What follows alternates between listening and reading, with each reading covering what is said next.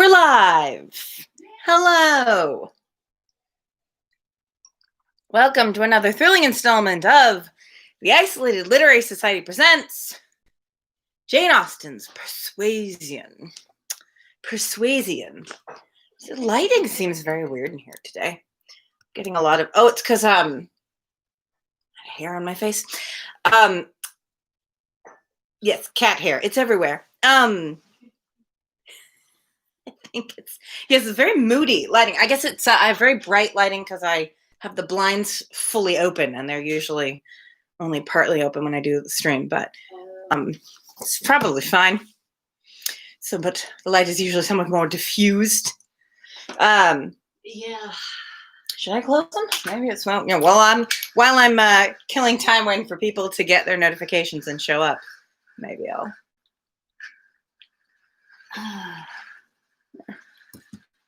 Just gently. There we go. That's lighting is a little less dramatic. Okay. Well, how is everyone? I hope you had a lovely weekend. I had a great weekend. All things considered, it was a pretty darn good birthday.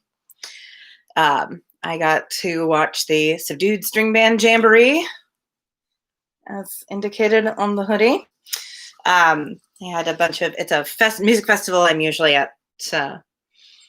Last weekend, I would have normally been up in Bellingham camping and running around having a good time, but they did some small outdoor performances and live streamed them with like a little skeleton crew and all the distancing possible and all that stuff. So if people follow your Instagram, they could see Pepper in his Subdued String Band. Yeah, that's right. I made a special little bandana for Pepper, and custom subduds, as they call merch from the Subdued String Band Jamboree.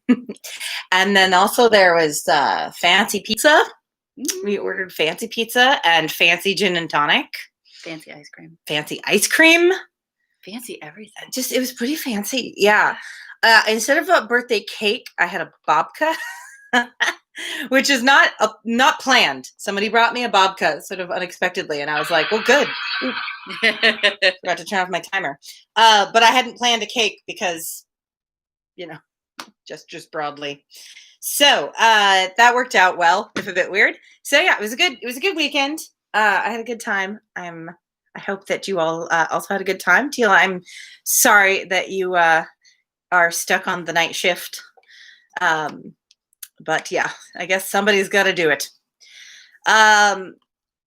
Yeah, well, without further ado, I guess we can get into today's reading. Let's try to remember where we were 3 days ago. Oh yes, we were in the kind of middle-ish of chapter 8. We got to partway through chapter 8. Captain Wentworth and Anne are both at dinner at the Musgroves, and everyone is asking him tons of questions about the boats that he's been on, including the Asp. And he talks about how the Asp sloop was a sickening sight, although he does not mention wishing he was in Sherbrooke now. Little reference for the Stan Rogers fans. Oh, Pepper has come to say hello. Pepper wants to show everyone his jaunty new summer wardrobe. Look at this little strawberry bandana I made for him. It's so adorable. It's so cute. He needed an update. He needed something summery. Yes. So I had a little bit of this strawberry fabric left over from, honestly, I was going to say leftover from as if it was from a specific project, but I just bought it years and years ago when I worked in a fabric store because it was very cute and I couldn't resist. It was leftover from. Yeah, it was leftover from nothing. But he just looks so cute in it. Oh, love it. Yes, you're so handsome. I think it goes well with his coloring. It does. Yeah. He's the cutest strawberry. Oh, yeah. He's my little strawberry blonde. Yeah.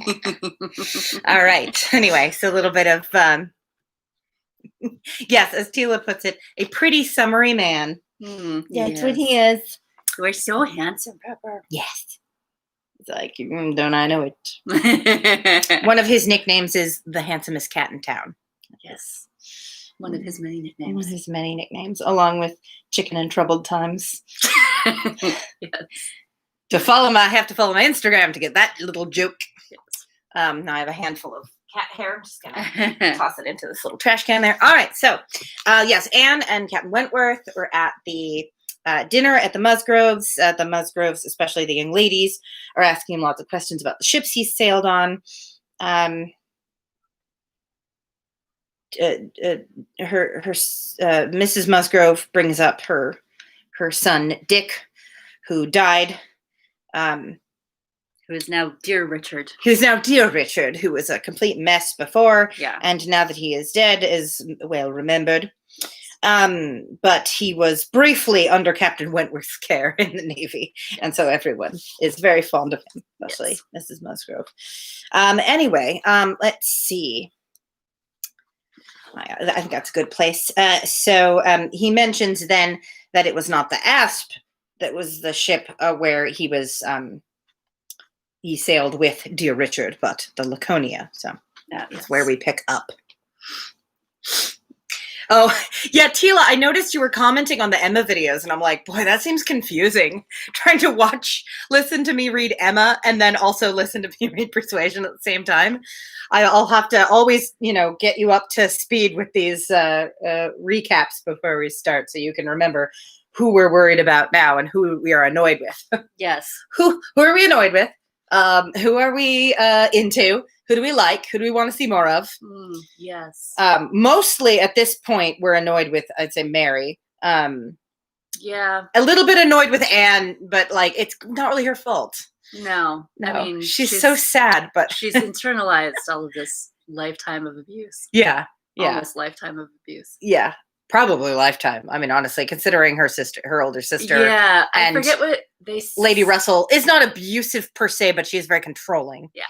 Anyway, they mention at one point they mentioned something about she hasn't been felt free to be herself or something to that effect since her mother died. Oh yes, so that's a good point. There was a period when her mother was alive that she was. I couldn't remember how old she was. Situation. I can't remember. Clearly old enough that she at least remembers her mother. Yes, she remembers. But young enough to have someone listen to her. Yeah, but also young enough that Lady Russell has pretty much taken control of. Yes, very much. Of her will. All right. The girls were now hunting for the Laconia in a book. Oh no, my connection is unstable. Oh no. Please let me know if Tila, at least you are active in the chat. Nobody else is today. Let me know if you're having any trouble with the video.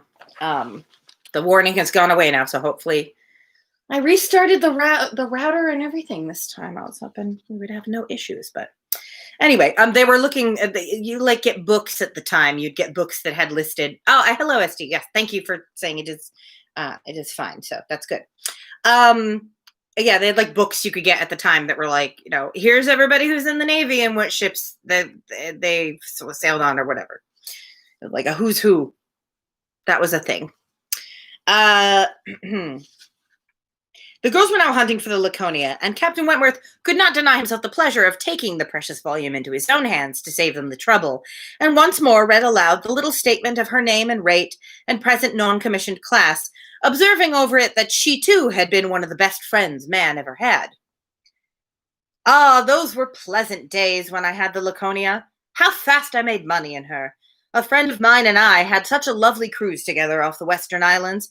Poor Harville, sister. You know how much he wanted money, worse than myself. He had a wife, excellent fellow. I shall never forget his happiness. He felt it all so much for her sake. I wished for him again the next summer when I had still the same luck in the Mediterranean. And I am sure, sir, said Mrs. Musgrove, it was a lucky day for us when you were put captain into that ship. We shall never forget what you did. Her feelings made her speak low, and Captain Wentworth, hearing only in part, and probably not having Dick Musgrove at all near his thoughts, looked rather in suspense, and as if waiting for more. My brother, whispered one of the girls. Mamma is thinking of poor Richard. Poor dear fellow, continued Mrs. Musgrove. He was grown so steady, and such an excellent correspondent while he was under your care. Ah, it would have been a happy thing if he had never left you. I assure you, Captain Wentworth, we are very sorry he ever left you. Just to be reminded, he sent them exactly 2 letters that were not requests for money while he was in the Navy, and those 2 letters were under Captain Wentworth's care. So, yes, she is remembering it rather through rose-colored glasses, I think. Yes. There was a momentary expression in Captain Wentworth's face at this speech, a certain glance of his bright eye and curl of his handsome mouth, which convinced Anne that instead of sharing in Mrs. Musgrove's kind wishes as to her son, he had probably been at some pains to get rid of him, that it was too transient an indulgence of self-amusement to be detected by any who understood him less than herself. In another moment he was perfectly collected and serious, and almost instantly afterwards, coming up to the sofa on which she and Mrs. Musgrove were sitting, took a place by the latter and entered into conversation with her in a low voice about her son, doing it with so much sympathy and natural grace that showed the kindest consideration for all that was real and unabsurd in the parents' feelings. You read that last time. Oh, okay. You just I a little bit. I couldn't remember exactly where I stopped, so I was kind of looking for a good spot to bring us back into the story. I probably went back a little further than I meant to, but that is fine. It has been 3 days. Yeah, so. Doesn't hurt to kind of remind us where we are and what's going on. Yeah. They were actually on the same sofa, for Mrs. Musgrove had most readily made room for him. They were divided only by Mrs. Musgrove. It was no insignificant barrier, indeed. Mrs. Musgrove was of a comfortable, substantial size, infinitely more fitted by nature to express good cheer and good humor than tenderness and sentiment. Fat people aren't allowed to be sentimental. And while the agitations of Anne's slender form and pensive face may be considered as very completely screened, Captain Wentworth should be allowed some credit for the self-command with which he attended to her, I remember this line, attended to her large, fat sighings over the destiny of a son whom alive nobody had cared for. Her large, fat sighings? I'm not totally clear on how the manner in which one sighs is so affected by their physical size that you need to describe the size as both large and fat. Not totally clear, but maybe, maybe things were different then. Yeah. Maybe she meant something by it that's not translating to modern English. Who knows? We'll let it slide. Especially since usually when someone being larger is mentioned, it's usually complimentary, and here it doesn't sound like it. No, not really. Which is also odd. I don't feel like there was. Weird. I don't feel like I ever really got. Yeah, if someone's size was mentioned, it was usually an older woman who was described as being sort of healthy and like sturdy or something like that. I guess they don't actually say that Harriet is in Emma. They describe Harriet as plump. Oh yeah, but I think that's meant to be like in a sort of healthful, rosy cheeked way. Yeah, not in like in the sense of she's overweight. Anyway, no. This is just weird. They're weirdly focused on Pride her. and Prejudice, Jane is also described as being somewhat. Is she? Oh, I don't remember that. Or at least more so than Lizzie. Yeah, but in a positive way, because Jane's supposed to be the absolute. That's what I was. Referring to beauty. So yeah, that makes sense. It's someone is sometimes referred to as sort of like having ample charms or something like that. Pleasingly plump. Yeah, but definitely this it just makes it weirder. Negative. Yeah. It makes it weirder. It seems like an older women, if she refers to them as being sort of sturdy, it's like sturdy and healthy and jolly or something. This is like seems much more negative. Yeah. Anyway, personal size and mental sorrow have certainly no necessary proportions. Thank you. A large, bulky figure has as good a right to be in deep affliction as the most graceful set of limbs in the world. Again, she's kind of saying something positive, but she's also implying that a large person need necessarily be bulky and not graceful. So, still not impressed. But fair or not fair, there are unbecoming conjunctions which reason will patronize in vain, which taste cannot tolerate, which ridicule will seize. Not totally clear what she means. But the Admiral, after taking 2 or 3 refreshing turns about the room with his hands behind him, being called to order by his wife, now came up to Captain Wentworth, and without any observation of what he might be interrupting, thinking only of his own thoughts, began with, "If you had been a week later at Lisbon last spring, Frederick, you would have been asked to give a passage to Lady Mary Grierson and her daughters." "Should I? I am glad I was not a week later then." The Admiral abused him for his want of gallantry. He defended himself, though professing that he would never willingly admit any ladies on board a ship of his, excepting for a ball or a visit, which a few hours might comprehend. "But if I know myself," said he, "this is from no want of gallantry towards them. It is rather from feeling how impossible it is, with all one's efforts and all one's sacrifices, to make the accommodations on board such as women ought to have. There can be no want of gallantry, Admiral, in rating the claims of women to every personal comfort high. And this is what I do. I hate to hear of women on board, or to see them on board, and no ship under my command shall ever convey a family of ladies anywhere if I can help it." This brought his sister upon him. "Oh, Frederick, but I cannot believe it of you. All idle refinement. Indeed. Women..." Tell him. Yeah, you tell him. "Women may be as comfortable on board as in the best house in England. I believe I have lived as much on board as most women, and I know nothing superior to the accommodations of a man of war. I declare I have not a comfort or an indulgence about me, even at Kellynch Hall," with a kind bow to Anne, "beyond what I always had in most of the ships I have lived in, and they have been 5 altogether." "Nothing to the purpose," replied her brother. "You were living with your husband, and were the only woman on board." "But you yourself brought Mrs. Harville, her sister, her cousin, and the 3 children round from Portsmouth to Plymouth. Where was this superfine, extraordinary sort of gallantry of yours then?" "All merged in my friendship, Sophia. I would assist any brother officer's wife that I could, and I would bring anything from Harville's from the world's end if he wanted it. But do not imagine that I do not feel it an evil in itself. Depend upon it, they were perfectly comfortable. I might not like them the better for that, perhaps. Such a number of women and children have no right to be comfortable on board." Good grief.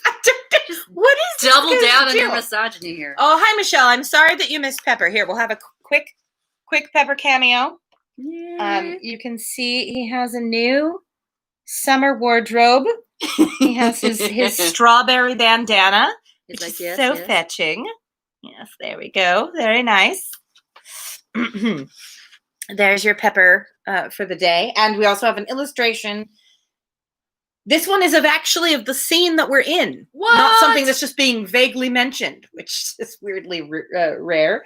Although it is captioned with, "He attended to her large fat sighings." Oh my God. It's just a picture. That would be. It's just a picture of the 3 of them on the couch. You think the line about "there was nothing between them but Mrs. Musgrove" would have been like a more appropriate caption? Because the important thing about this scene is that it's Anne and Captain Wentworth on the couch together, like with only one person between them. But given that most of the illustrations are of completely insignificant moments, right, that don't actually relate to the book, and clearly the captions were written by a man. Separated only by a Musgrove. Eh? Think of that, Lizzie. All right. Yeah, Frederick is being rather ridiculous in this scene. Are we supposed to like him? Honestly, I don't know. Yeah, it's weird. I thought I recalled we were supposed to like him, but anyway. Yeah. "My dear Frederick, you are talking quite idly. Pray, what would become of us poor sailors' wives, who often want to be conveyed to one port or another after our husbands, if everybody had your feelings?" Seriously. "My feelings, you see, do not prevent my taking Mrs. Harville and all her family to Plymouth." "But I hate to hear you talking so, like a fine gentleman, as if women were all fine ladies instead of rational creatures. We none of us expect to be in smooth water all our days." I love Mrs. Croft. She's the best. She really is. She's politely telling him, "You're full of shit, brother." Yeah. Estes says that Wentworth has some growing to do. Yes. I hope to see it. Well, it is often called upon by older sisters are often called upon to assist with this. It is true. Yes. Although I must say I can't really take credit for most of my brother's growing. I feel like he's at least taken himself in hand. Yeah, at least past college. Like Oh, like right, yeah. he's very much taken it upon himself to better himself. Oh. Yeah. Esty said that's one of her favorite lines, Mrs. Croft's line about women are rational creatures who do not expect smooth water all their days. Yes. Ah, my dear, said the Admiral, when he has got a wife, he will sing a different tune. When he is married, if we have the good luck to live to another war, we shall... Whoa. We shall see him do as you and I and a great many others have done. We shall have him very thankful to anybody that will bring him his wife. Aye, that we shall. Now I have done, cried Captain Wentworth. When once married people begin to attack me with, oh, you will think very differently when you are married, I can only say, no, I shall not. And then they say again, yes, you will, and there is an end of it. He got up and moved away. What a great traveller you must have been, mum, said Mrs. Musgrove to Mrs. Croft. Pretty well, ma'am, in the 15 years of my marriage, although many women have done more. I have crossed the Atlantic 4 times, and have been once to the East Indies and back again, and only once. Besides being in different places about home, Cork and Lisbon and Gibraltar, but I never went beyond the Straits, and never was in the West Indies. We do not call Bermuda or Bahama, you know, the West Indies. Okay. Mrs. Musgrove had not a word to say in dissent. She could not accuse herself of having ever called them anything in the whole course of her life. That's true. It's accurate. And I do assure you, mum, pursued Mrs. Croft, that nothing can exceed the accommodations of a man of war. Just in case anybody doesn't know, man of war is hyphenated. It's a type of ship. Yes. I speak, you know, of the higher rates. When you come to a frigate, of course, you are more confined, though any reasonable woman may be perfectly happy in one of them. And I can safely say that the happiest part of my life has been spent on board a ship. Yes. While we were together, you know, there was nothing to be feared. Thank God, I have always been blessed with excellent health, and no climate disagrees with me. A little disordered always the first 24 hours of going to sea, but never knew what sickness was afterwards. The only time that I ever really suffered in body or mind, the only time that I ever fancied myself unwell or had any ideas of danger, was the winter that I passed by myself at Deal.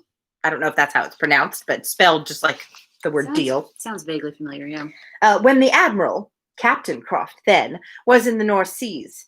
I lived in perpetual fright in that time, and had all manner of imaginary complaints from not knowing what to do with myself, or when I should hear from him next.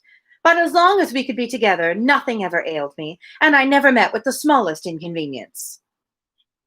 Aye, to be sure. Yes, indeed. Oh, yes, I am quite of your opinion, Mrs. Croft, was Mrs. Musgrove's hearty answer.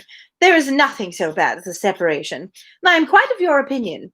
I know what it is, for Mr. Musgrove always attends the assizes. I don't actually know if that's how do you pronounce that word. That's one of those words that I've mostly seen in print. Assizes or assizes? Assizes. Anyway. Don't they say it in Pride and Prejudice? Maybe. Point? I feel like they pronounced it assizes in the adaptation.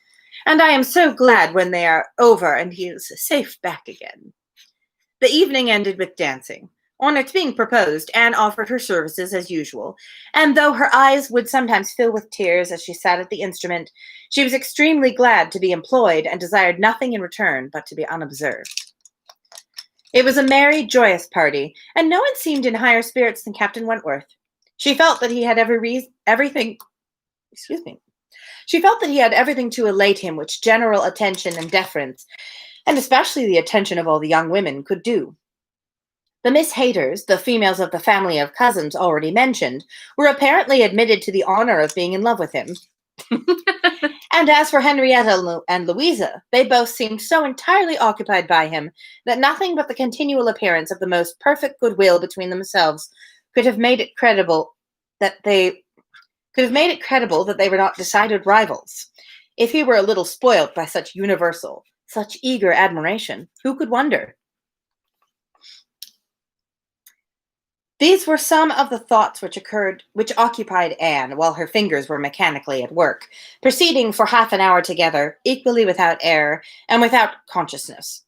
Once she felt he was looking at herself, observing her altered features, perhaps trying to trace in them the ruins of the face which had once charmed him. Oh, Anne. Oh, God. Oh. And once she knew that he must have spoken of her. She was hardly aware of it till she heard the answer.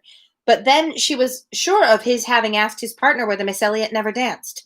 The answer was, "Oh, no, never. She has quite given up dancing. She had rather play. She is never tired of playing." Once, too, he spoke to her. She had left the instrument on the dancing being over, and he had sat down to try and make out an air which he wished to give the Miss Musgroves an idea of. Unintentionally, she returned to that part of the room. He saw her, and instantly rising, said, with studied politeness, "I beg your pardon, madam. This is your seat." And though she immediately drew back with a decided negative, he was not to be induced to sit down again. Anne did not wish for more of such looks and speeches. His cold politeness, his ceremonious grace were worse than anything. Oh, poor Anne. I know. She needs a hug. She needs a hug. Yes. Okay, chapter 9. Captain Wentworth was come to Kellynch as to a home. Weird sentence. Captain Wentworth was come to Kellynch as to a home, to stay as long as he liked, being as thoroughly the object of the Admiral's fraternal kindness as of his wife's. He had intended, on first arriving, to proceed very soon into Shropshire, and to visit the brother settled in that county, but the attractions of Uppercross induced him to put this off. There was so much of friendliness and of flattery, and of everything most bewitching in his reception there. The old were so hospitable, the young so agreeable, that he could not but resolve to remain where he was, and take all the charms and perfections of Edward's wife upon credit a little longer. Excuse me. Yes, Dila, I think we all feel we would like to give Anne a hug, wrap her in a blanket, and then give her a cup of tea. Yes. It was soon Uppercross with him almost every day. The Musgroves could hardly be more ready to invite than he to come, particularly in the morning when he had no companion at home, for the Admiral and Mrs. Crofts were generally out of doors together, interesting themselves in their new possessions, their grass and their sheep, and dawdling about in a way not endurable to a third person, or driving out in a gig lately added to their establishment. Two's company, three's a crowd, I guess. Something like that. Hitherto there had been but one opinion of Captain Wentworth among the Musgroves and their dependencies. It was unvarying, warm admiration everywhere, but this intimate footing was not more than established when a certain Charles Hayter returned among them, to be a good deal disturbed by it, and to think Captain Wentworth very much in the way. Charles Hayter was the eldest of all the cousins, and a very amiable, pleasing young man, between whom and Henrietta there had been a considerable appearance of attachment previous to Captain Wentworth's introduction. He was in orders, and having a curacy in the neighborhood, where residence was not required, lived at his father's house, only 2 miles from Uppercross. A short absence from home had left his fair one unguarded by his attentions at this critical period, and when he came back he had the pain of finding very altered manners, and of seeing Captain Wentworth. Mrs. Musgrove and Mrs. Hayter were sisters.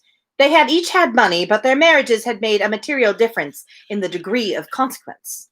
Mr. Hayter had some property of his own, but it was insignificant compared to Mr. Musgrove's. And while the Musgroves were in the first class of society in the country, the young Hayters would, from their parents' inferior, retired, and unpolished way of living, and their own defective education, have been hardly in any class at all. But for their connection with Uppercross, this eldest son, of course, excepted, who had chosen to be a scholar and a gentleman, he just chose to be a gentleman, and who was very superior in cultivation and manners to all the rest. The two families had always been on excellent terms, there being no pride on one side and no envy on the other, and only such consciousness of superiority in the Miss Musgroves as made them pleased to improve their cousins. Charles's attentions to Henrietta had been observed by her father and mother without any disapprobation. It would not be a great match for her, but if Henrietta liked him, and Henrietta did seem to like him. Henrietta fully thought so herself before Captain Wentworth came, but from that time Cousin Charles had been very much forgotten. Oh dear. Which of the two sisters was preferred by Captain Wentworth was as yet quite doubtful, as far as Anne's observation reached. Henrietta was perhaps the prettiest, Louisa had the higher spirits, and she knew not now whether the more gentle or the more lively creature were more likely to attract him. Mr. and Mrs. Musgrove, either from seeing little or from an entire confidence in the discretion of both their daughters, and of all the young men who came near them, seemed to leave everything to take its chance. There was not the smallest appearance of solicitude or remark about them in the mansion house, but it was different at the cottage. The young couple there were more disposed to speculate and wonder, and Captain Wentworth had not been above 4 or 5 times in the Miss Musgrove's company, and Charles Hayter had but just reappeared when Anne had to listen to the opinions of her brother and sister as to which one was liked best. Yes, as Esty points out, all the men in this family are named Charles. I was just commenting earlier that would be weird if there was another character we thought might be named Mary, and I'm like, that would be weird to have 2 characters named Mary. Not historically, but in terms of history. Right. In terms of the story. Yeah. But yeah, apparently we have 2 Charleses who are cousins and in the same part of the story. So that is rather confusing. Tila says there are no men, only Charleses. Tila said, I thought she was going to say no pride on one side and no prejudice on the other. Yeah. I wonder if she thought about it and then went, no, that would be too... would be too much like bragging to reference one's own book. Too self-referential. It would have worked just as well, I should say. Yes. Mm-hmm. Charles gave it for Louisa, Mary for Henrietta, but quite agreeing that to have him marry either would be extremely delightful. Oh, as he says, if I recall correctly, it wasn't unheard of for mothers to give their daughters their name too, in the way of a junior, which, yeah, I think that is true. I guess I just feel like in terms of fiction, you have to think about whether it'll be confusing for your readers to have a lot of characters with the same name. Like there's several Marys or even several, Elizabeths or Janes or something like that. Or Annes wouldn't be super weird at the time period, but, confusing. I have seen exactly one episode of the TV show Reign, which is about Mary, Queen of Scots. Yes. And she has, when she goes to the French court to live there, to be married to the French prince or whatever, she brings like 5 friends with her. Yes. 5 like handmaidens, whatever. I don't remember what the official term was for them, right? But in the show, I watched the pilot, the 5 handmaidens all have very unusual names. And I'm like, I don't know that much about the time period, but they seemed very modern to me. Yeah. So I looked them up to find out if that was really their names.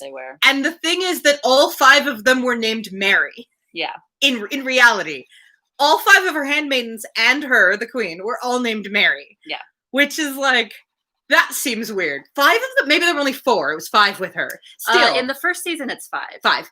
That's just astonishing. One of them is killed off, and they never replace her. Yeah, well, that's fine. She doesn't need that many handmaidens, I don't think. Yeah, those are just her I'm not sure her if they're friends. Called handmaidens, or if they're ladies in waiting. Ladies in waiting. I think that's what it is. Yes. Sorry, I couldn't remember. I think ladies in waiting is correct. Yeah. Even if it's not your court that you're at, probably. Well, it was kind of her court in the sense that she was engaged to the prince. Yeah, she was engaged to the prince, so yeah. She was a visiting monarch. Anyway, just all 5 of them were named Mary, which does seem like that. If you did that in a story, I would think you were pushing it. Like, surely Mary was a common name at the time, but you're pushing believability, but apparently not. Anyway, I still think they picked ridiculously modern names, but the costumes also look like they were pulled off the rack from JCPenney or something from the prom dress department. So I believe the costumer said it was a lot of Free People, which I had not heard of before, but apparently it's a brand that's very, no, I'm familiar with it. That boho chic. Yes, absolutely. Yeah. Absolutely. It was definitely, their wardrobe was like a combination of like prom dresses and anthropology, very anthropology festival wear. Anyway, totally off topic. If you want to hear me talk for much longer about that TV show, you can listen to my podcast, Pilot House. We did a whole episode about Reign, and we got quite heated Have you? About how much we hated it. You'll have to read Genevieve Valentine's. She used to be watching that and did like recaps every week. Oh God, I'm sure they're very funny, but like, no, thank you. I don't want to think about that show. I just talked about it for like 5 minutes, but I try not to think about that show any more than I have to. Anyway, where were we? Oh yes, they're talking about which of the sisters Captain Wentworth should marry. Charles said Charles had never seen a pleasanter man in his life, and from what he had once heard Captain Wentworth himself say, was very sure he had not made less than £20,000 by the war. Here was a fortune at once. Besides which, there would be the chance of what might be done in any future war, and he was sure Captain Wentworth was as likely a man to distinguish himself as any officer in the Navy. Oh, it would be a capital match for either of his sisters. Upon my word it would, replied Mary. Dear me, if he should rise to any very great honours, if he should ever be made a baronet, Lady Wentworth sounds very well. That would be a noble thing indeed for Henrietta. She would take a place of me then, and Henrietta would not dislike that. Sir Frederick and Lady Wentworth. It would be but a new creation, however, and I never think much of your new creations. Of course. It still wouldn't be as good as being like a real proper old school one. Feelings. I need to make myself important. It suited Mary best to think Henrietta the one preferred on the very account of Charles Hayter, whose pretensions she wished to put an end to. She looked down very decidedly upon the Hayters, of course. Wow, Mary is a hater. And thought it would be quite a misfortune to have the existing connection between the families renewed. Very sad for herself and her children. Of course, it's all about. Sorry. Mary is being so ridiculous. I think you guys might need to look at Pepper being especially adorable for a second. Yes. Kind of to help you kind of tolerate Mary's absurdities. Yes. Look at that bub. Look how cute he is with his little strawberry kerchief. Our little mascot with an ascot. Yes. You know, said she, I cannot think him at all a fit match for Henrietta, and considering the alliances which the Musgroves have made, she has no right to throw herself away. I do not think any young woman has a right to make a choice that may be disagreeable and inconvenient to the principal part of her family, and be giving bad connections to those who have not been used to them. And pray, who is Charles Hayter? Nothing but a country curate, a most improper match for Miss Musgrove of Uppercross. Yes, by principal family, your brothers. You. Yeah, your brother's wife. Yeah, your brother's wife and children. Yeah. Yes, clearly they are the most important people to make a decision about who you marry. Yes, you should be thinking about them. Yeah, when you're falling in love. God. Her husband, however, would not agree with her here. For besides having a regard for his cousin, Charles Hayter was an eldest son, and he saw things as an eldest son himself. Now you are talking nonsense, Mary, was therefore his answer. It would not be a great match for Henrietta, but Charles has a very fair chance, through the Spicers, of getting something from the bishop in the course of a year or two, and you will please to remember that he is the eldest son. Whenever my uncle dies, he steps into very pretty property. The estate at Winthrop is not less than 250 acres, besides the farm near Taunton, which is some of the best land in the country. I grant you that any of them but Charles would be a very shocking match for Henrietta, and indeed it could not be. He is the only one that could be possible, but he is a very good-natured, good sort of fellow, and whenever Winthrop comes into his hands, he will make a different sort of place of it, and live in a very different sort of way, and with that property he will never be a contemptible man. Good freehold property. No, Henrietta might do worse than marry Charles Hayter, and if she has him and Louisa can get Captain Wentworth, I shall be very well satisfied.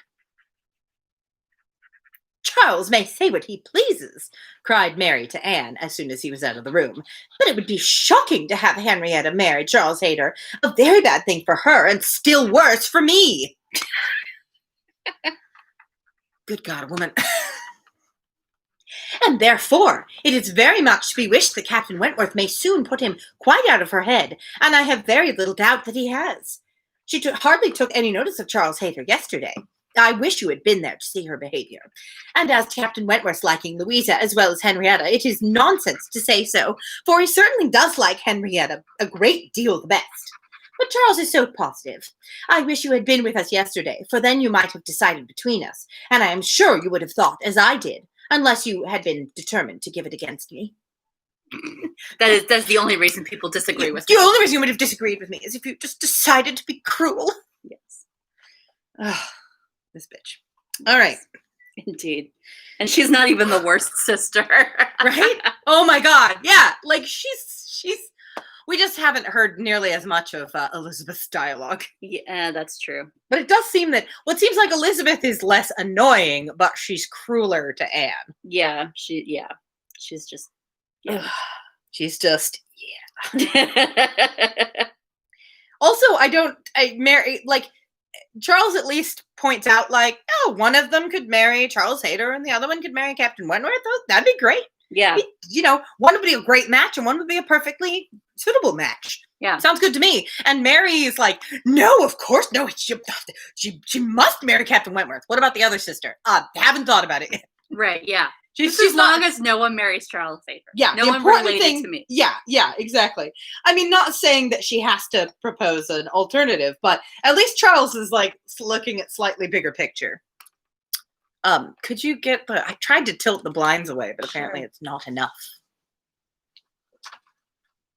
Oh, the sun is just persistent. It's so persistent. Okay. Yes. Where were we? A dinner at Mr. Musgrove's had been the occasion when all these things should have been seen by Anne, but she had stayed home under the mixed plea of a headache of her own and some return of indisposition in little Charles. Another Charles.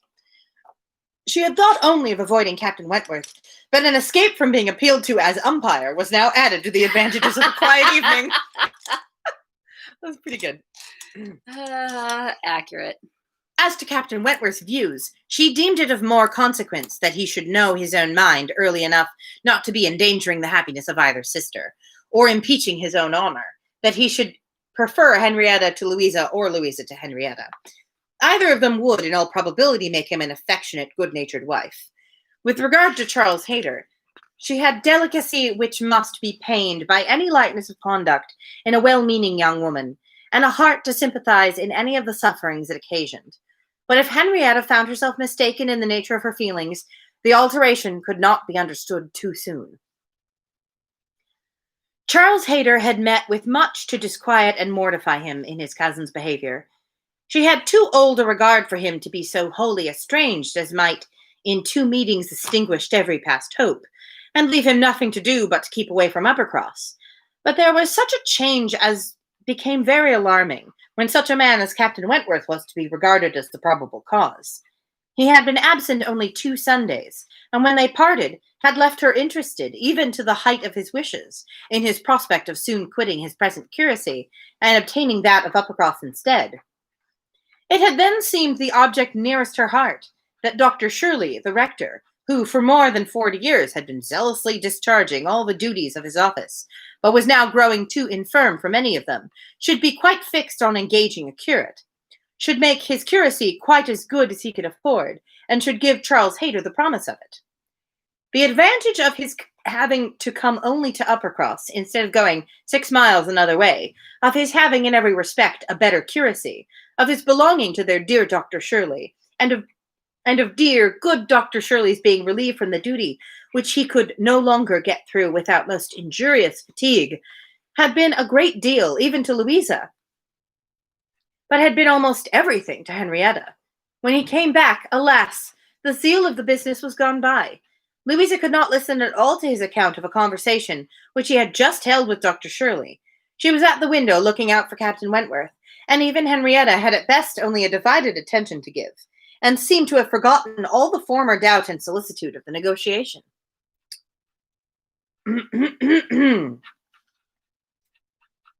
Well, I am very glad indeed, but I always thought you would have it. I always thought you sure.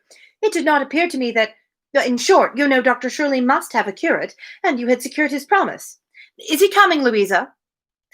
Wow. Yeah, well, I mean, we all come, yeah, like that was already like a done deal. Why are you talking to me? Anyway, is Captain Wentworth here yet? Oh, poor Charles Hayter. He does not know what hit. Yeah. Well, he does know what hit. Well, yeah, but still, very sad. One morning, very soon after the dinner at the Musgroves, at which Anne had not been present, Captain Wentworth walked into the drawing room at the cottage, where were only herself and the little invalid Charles, who was lying on the sofa. The surprise of finding himself almost alone with Anne Elliot deprived his manners of their usual composure. He started, and could only say, "I thought the Miss Musgroves had been here.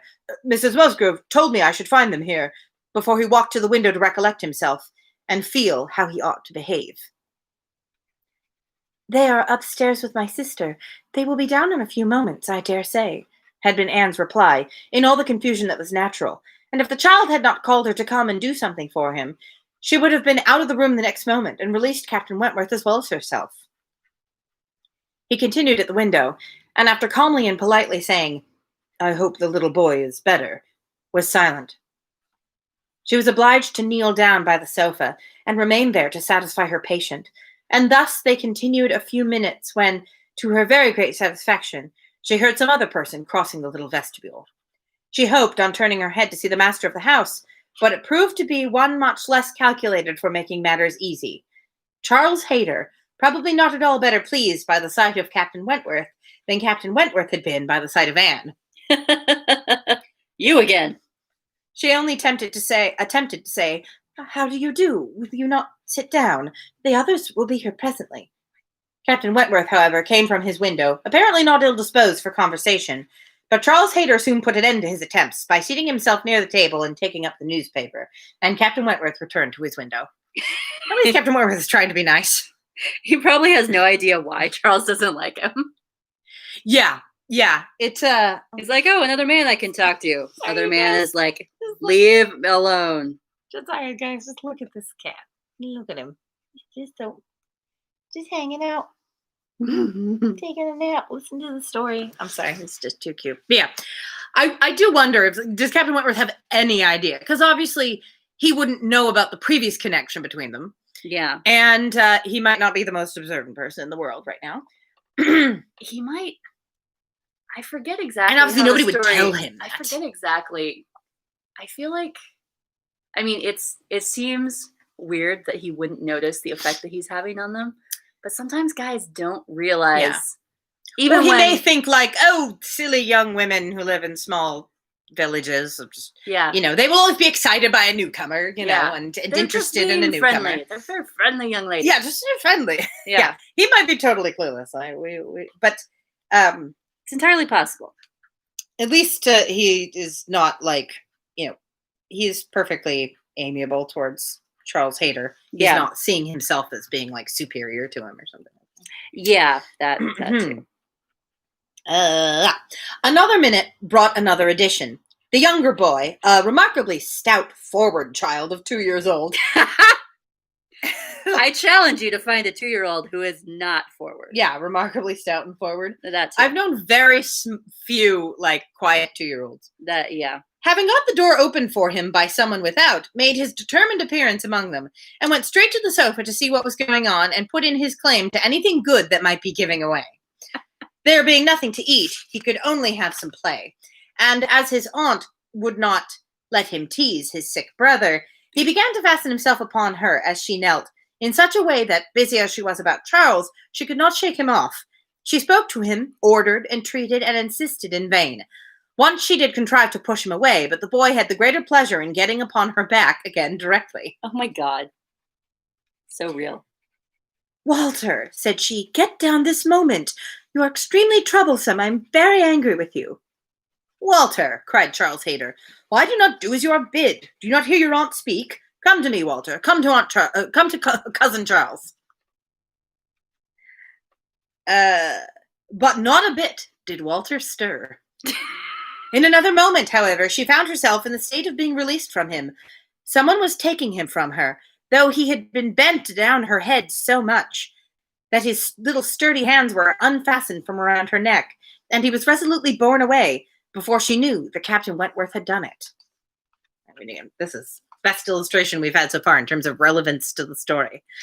Because it was a little unclear what was happening until I saw the picture. Right, So yeah.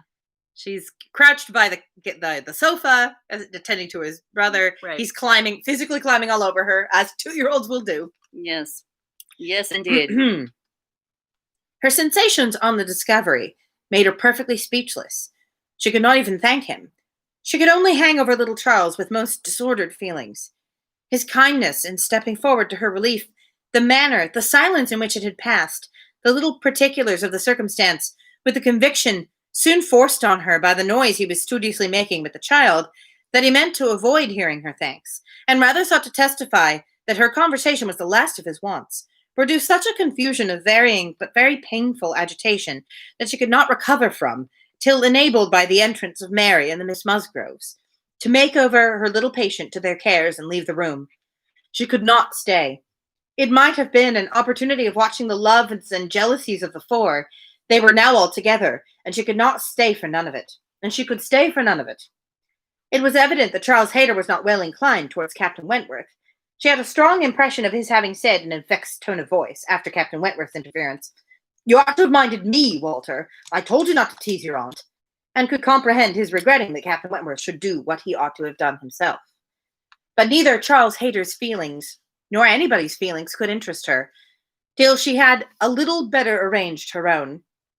She was ashamed of herself, quite ashamed of being so nervous, so overcome by such a trifle. But so it was, and it required a long application of solitude and reflection to recover her. Don't we know it? So many feelings. So that was that I just feel for Anne so much, particularly in this scene. Yeah. Just the him like doing something nice, but also just like being that close to her. I'm sure, Yeah. and like possibly touching her, Yeah. unintentionally by one pulling the little kid away. Just like I like the phrase "ordering one's feelings." Yes. Sounds very good. It's good. appropriate. Like that's what you're doing when you're like, okay, just kind of collect myself. Yes, exactly. As you said, I never got the impression he wasn't aware they had set their caps for him, which he may well be. Also, I like that you use the term "set their caps" because I just encountered that phrase in the book I am reading. The book I am reading for my own on my own time right now, which is Agatha Christie, The Murder at Hazelmoor. Somebody uses the phrase "set her cap at him," and I went, "Yeah, I've heard that phrase before. I know what it means, but I have no idea what the origin might be. To set one's cap, meaning to have designs towards marrying someone." Anyway, indeed. Yeah, Esty points out she's surrounded by self-focused people, but he noticed her discomfort. So that is something. Yes. Anyway, we're at 52 minutes, so I think I'm going to go ahead and wrap it up rather than start another chapter for today, since we'd like a chapter and a half today. It's cutting a little short, but I'd rather do that than launch into another chapter and then have to find a good stopping point. So we will go ahead and stop here for today with so many feelings, all the feelings. Yes. And we will pick it up again tomorrow, again 6:30 Pacific. Yes, that's all. So many feelings. Poor Anne. Big feelings. Big feels. So thanks everyone for tuning in. I hope you all enjoyed our reading for today. Thanks for coming back after a long weekend. And hopefully I will see you guys tomorrow. Bye.